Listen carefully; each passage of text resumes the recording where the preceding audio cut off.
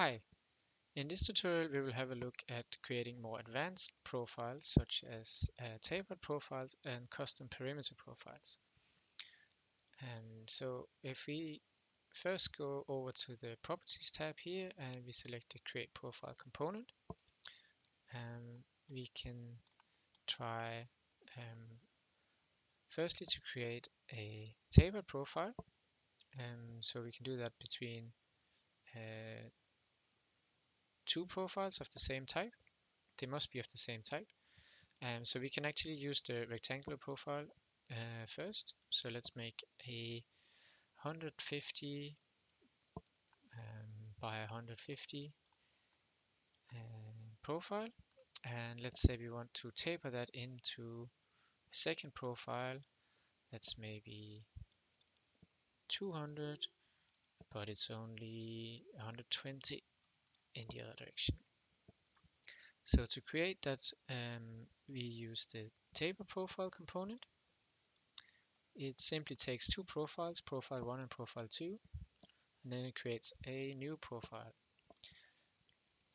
And we can see that the syntax is very straightforward. The normal syntax is standard R and then the dimensions. And for tapered profile, it's again standard R, starting dimensions, ending dimensions. So this is just a little helper component that can create a tapered profile. If we pick an angle profile, let me just fill that in. You can see that this doesn't work because it has to be of the same type. So if we switch back to rectangle, switch back to rectangle, we can see that it works again. Let's just see that this actually works in GSA. So let's create a section, and we can just, for the fun of it, create a little element. It needs that PB input, and then let's create a vertical line. It starts at 0.0.0. And let's save that. First we need to create a model.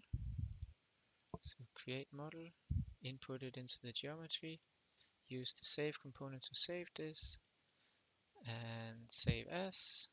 Save it on a desktop as test model. And then I'm going to open that up.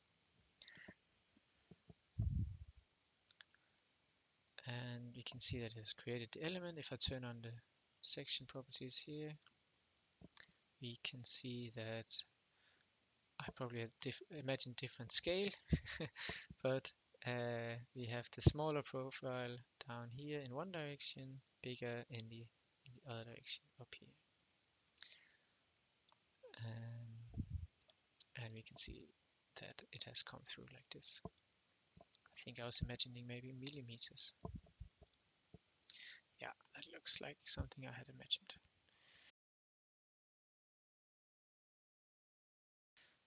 Cool. So next up, let's have a look at a little bit more complex profile. Gonna copy this and look at a perimeter profile. So a perimeter profile takes the boundaries curve or B-rep and the plane that this B-rep has been drawn in.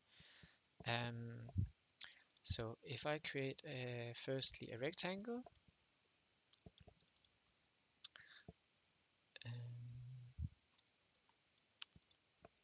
let's say maybe I'll be drawing this in millimeters.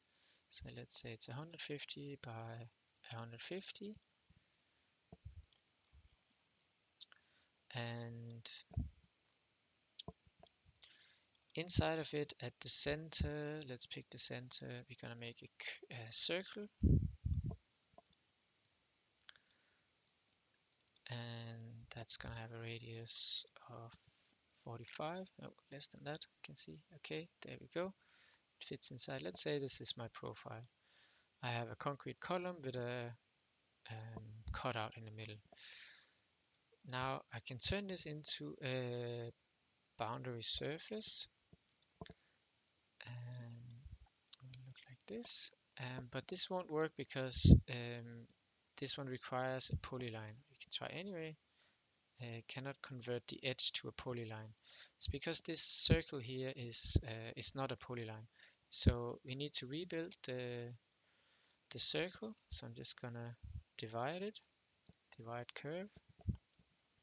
Let's say I want to have 20 points, and then I'm gonna create a polyline. Use the polyline here, and I want to make sure that it's closed. So I'm gonna use the toggle here, Boolean toggle. Make sure that it's closed, and then instead of this curve, this circular input, I'm going to input this one here. And I can see that Grasshopper has decided to put this in different branches. You can see that with the dotted output, so I'm just going to flatten this input here.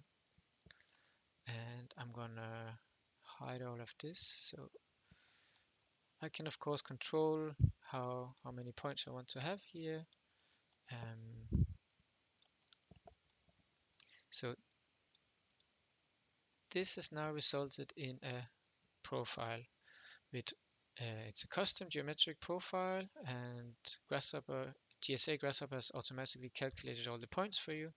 So again, this is just one long string, but yeah, it means that you don't have to do so much work for custom profiles. So if we replace the profile string up in our section here, then we can try save that and open that in GSA again. Can have a look at that. Maybe first we can go in and have a look here in the section library. If I double click here, I can see the profile as I want it to. It looks very similar to the one I have created.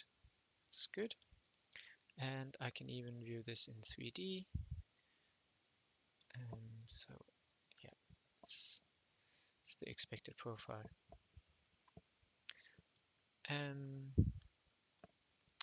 Yes, if I want to be really crazy, I could scale this non-uniformly. Let's say 0.7 in one direction, 1.2 in the other direction, and let's just say that the centroid is here, so that looks really crazy. I can create another profile with this. I can again use the taper profile to create a taper between these two, and we can try see if that comes through into GSA. Save that, open it again. I have the same file open, so I'm gonna, yes, there we go. So we have a thin, long, stretched version here at the top, and we have a bit more thicker, fatter in the bottom. And we can see there's a hole all the way through. Cool. So that was that. Let's just repeat what we did.